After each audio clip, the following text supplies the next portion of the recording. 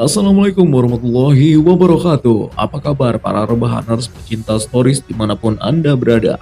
Welcome back to Topan Asli Channel. Channel yang selalu menghibur dan dapat menambah wawasan antum sekalian seputar sejarah, kisah nyata, dan legenda. Guys, lebaran sudah di depan mata. Semoga apa yang kita lalui selama bulan Ramadan ini mendapat berkah dan rahmat dari Allah Subhanahu wa taala. Kami dari tim Topan Asfi yang beranggotakan satu orang mengucapkan minal aidin wal faidin, mohon maaf lahir dan batin, semoga kita semua kembali pada fitrah semula. Guys, pada kesempatan kali ini kita masih melanjutkan pembahasan tentang penyebaran agama Islam di Indonesia oleh Wali Songo. Kali ini kita akan membahas salah satu dari ke-9 Wali Songo yang merupakan seorang pendiri kerajaan Giri Kedaton yang menjadi pusat penyebaran agama Islam di Pulau Jawa, yang penyebarannya sangat luas bahkan sampai keluar Pulau Jawa. Ya, beliau adalah Sunan Giri. Seperti apa sepak terjang beliau dalam penyebaran agama Islam di tanah air? Langsung saja kencengin volume, siapin nih pok hitam, kunci pintu dan jendela, and stay here. This is Topan Asfi Story.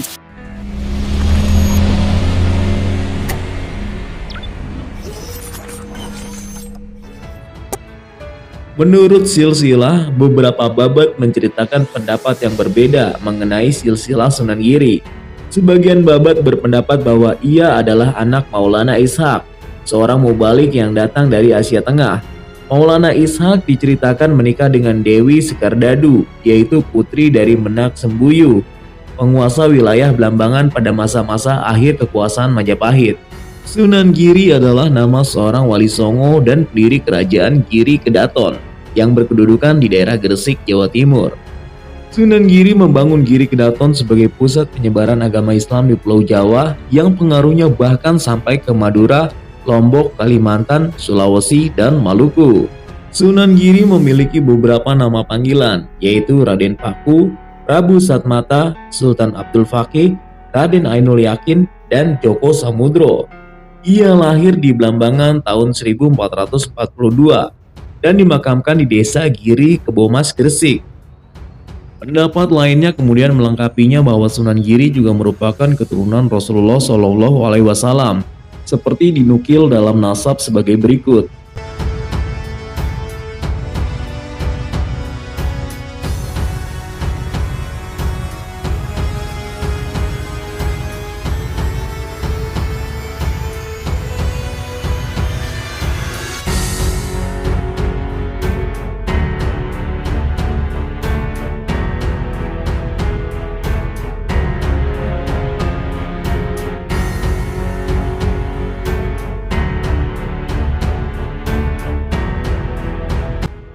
Pendapat ini disepakati berdasarkan riwayat pesantren-pesantren Jawa Timur dan catatan nasab Sa'adah Ba'alawi Hadramaut. Dalam hikayat Banjar disebutkan Pangeran Giri alias Sunan Giri merupakan cucu Putri Pasai atau Jempa dan Dipati Hangrok alias Brawijaya VI. Perkawinan Putri Pasai dengan Dipati Hangrok melahirkan seorang putra. Putra ini yang tidak disebutkan namanya menikah dengan Putri Raja Bali, kemudian melahirkan Pangeran Giri.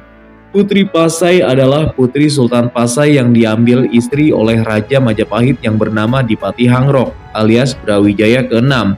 Mangku Bumi Majapahit masa itu adalah Patih Maudara. Pendidikan dan pengembangan keilmuan.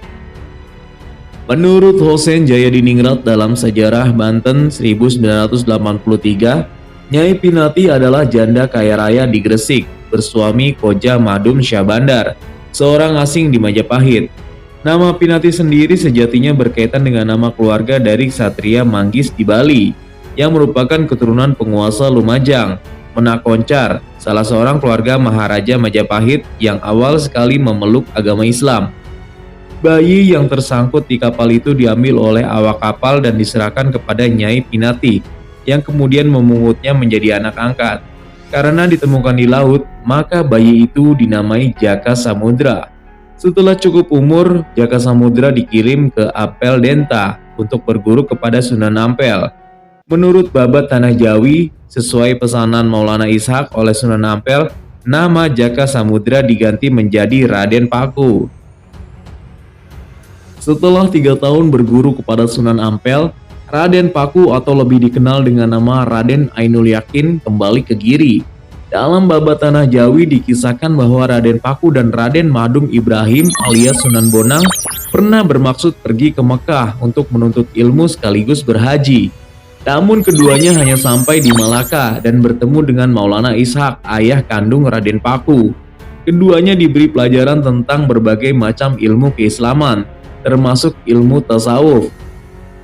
Di dalam sumber yang dicatat pada silsilah Bupati Gresik pertama bernama Kiai Temenggung Pusponegoro, terdapat silsilah tarekat Syatariyah yang menyebut nama Syekh Maulana Ishak dan Raden Paku Sunan Giri sebagai guru tarekat Syatariyah, yang menunjuk bahwa aliran tasawuf yang diajarkan Maulana Ishak dan Raden Paku adalah tarekat Syatariyah. Kemudian beliau mendirikan sebuah pesantren Giri di sebuah perbukitan di desa Sidomukti, Kebomas. Dalam bahasa Jawa, Giri berarti gunung. Sejak itulah ia dikenal masyarakat dengan sebutan Sunan Giri. Pesantren Giri kemudian menjadi terkenal sebagai salah satu pusat penyebaran agama Islam di Jawa. Bahkan pengaruhnya sampai ke Madura, Lombok, Kalimantan, Sulawesi, Sumatera, dan Maluku. Pengaruh Giri terus berkembang sampai menjadi kerajaan kecil yang disebut Giri Kedaton, yang menguasai Gresik dan sekitarnya selama beberapa generasi sampai akhirnya ditumbangkan oleh Sultan Agung. Terdapat beberapa karya seni tradisional Jawa yang sering dianggap berhubungan dengan Sunan Giri. Di antaranya adalah permainan-permainan anak seperti jelungan dan cublak suang, serta beberapa gending atau lagu instrumen Jawa seperti Asmaradana dan Pucung. Ada sebuah kisah menarik dari kelahiran Sunan Giri. Ini dari salah satu versi ya, yang menyatakan bahwa Raja Blambangan mengkhianati ayah Sunan Giri atau Maulana Ishak. Ayah Sunan Giri, Syekh Maulana Ishak, dikhianati mertuanya sendiri setelah berhasil mengobati Dewi Sekardadu, putri penguasa Blambangan. Padahal sebelumnya sang Raja Blambangan Prabu Menak Sembuyu sudah sepakat untuk memeluk Islam dan menikahkan putrinya dengan Syekh Maulana Ishak. Tetapi ternyata kebaikan dan masuknya Islam mertua Syekh Maulana Ishak atau ayah Sunan Giri hanya sandiwara belaka demi kesehatan putrinya yang menderita sakit parah. Sebagaimana dikutip dari buku Sunan Giri dari Umar Hashim. Sang raja ternyata pura-pura masuk Islam agar dirinya seolah-olah merealisasikan janjinya kepada Syekh Maulana Ishak. Tetapi Raja Blambangan ini masih memegang teguh ajaran-ajaran Hindu. Tetapi sang raja tidak berani terang-terangan di hadapan Syekh Maulana Ishak. Di sisi lain, sang raja kian murka melihat perkembangan agama Islam di wilayah Blambangan yang begitu pesat. Dari sanalah Prabu Menak Sembuyu mulai memiliki niat menghalang-halangi usaha Maulana Ishak menyebarkan agama Islam di bumi Blambangan. Tetapi usaha itu tak berlangsung mulus. Perkembangan Islam kian pesat dan diterima masyarakat Blambangan, Banyuwangi, dan sekitarnya. Maka sang Prabu Menak Sembuyu mulai menyusun skema membinasakan dan membunuh Syekh Maulana Ishak. Tetapi Allah ternyata menyelamatkan Maulana Ishak dan bisa lolos dari penyerangan dan usaha pembunuhan yang keji. Syekh Maulana Ishak pun terpaksa meninggalkan Blambangan dan istrinya demi menyelamatkan diri. Ia meninggalkan sang istri Dewi Sekardadu yang merupakan anak dari Prabu Menak Sembuyu dalam keadaan hamil 7 bulan. Sang istri saat itu masih memegang teguh keyakinan suaminya memeluk agama Islam. Namun sebelum meninggalkan Dewi Sekardadu, Maulana Ishak terlebih dahulu berpesan ke istrinya agar menamai anaknya Raden Paku jika sang anak lahir berjenis kelamin laki-laki. Tetapi jika anak itu lahir perempuan, maka penamaan diserahkan Maulana Ishak kepada istrinya Dewi Sekardadu. Selanjutnya anak Maulana Ishak terlahir dengan jenis kelamin laki-laki dan diberi nama Raden Paku. Kelahiran Raden Paku tak sempat dilihat Maulana Ishak yang keburu kembali ke Pasai untuk mendirikan sebuah pondok pesantren baru di sana. Seperti waliullah yang lain, Sunan Giri juga memiliki karomah, yaitu yang pertama merubah pasir menjadi barang dagangan. Raden Paku di masa kecilnya sering membantu ibunya berdagang. Suatu ketika ikut berlayar ke Kalimantan untuk berdagang. Sesampainya di Kalimantan, Sunan Giri tidak menjual dagangannya secara kontan, tetapi boleh secara hutang atau dicicil pembeliannya. Bahkan sebagian dagangannya sering dibagikan kepada fakir miskin. Melihat hal tersebut, Abu Hurairah selaku orang kepercayaan Nyai Ageng Pinati memperingatinya, karena bisa saja pulang ke Jawa dengan hasil tangan kosong tanpa mendapat untung. Hal itu pun ternyata benar.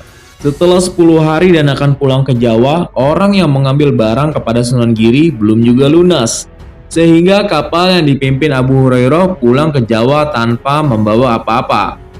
Alasan lain adalah kapal yang ditumpangi harus memiliki berat agar menjaga hantaman ombak karena kapal yang ringan. Sehingga Sunan Giri memerintahkan agar para rombongan kapal itu mengisi karung dengan pasir dan batu agar kapal menjadi memiliki muatan. Sampai di Gresik, Abu Hurairah menyampaikan hal tersebut kepada Nyai Ageng Pinati. Otomatis Sunan Giri akan kena marah. Namun Raden Paku tetap tenang, lalu meminta ibunya dan Abu Hurairah melihat karung tersebut. Betapa terkejutnya Nyai Ageng Pinati dan Abu Hurairah mendapati karung itu telah berubah menjadi barang dagangan, seperti damar dan rotan. Atas kejadian ini, Nyai Ageng Pinati semakin sadar bahwa anak angkatnya ini memiliki karomah yang luar biasa.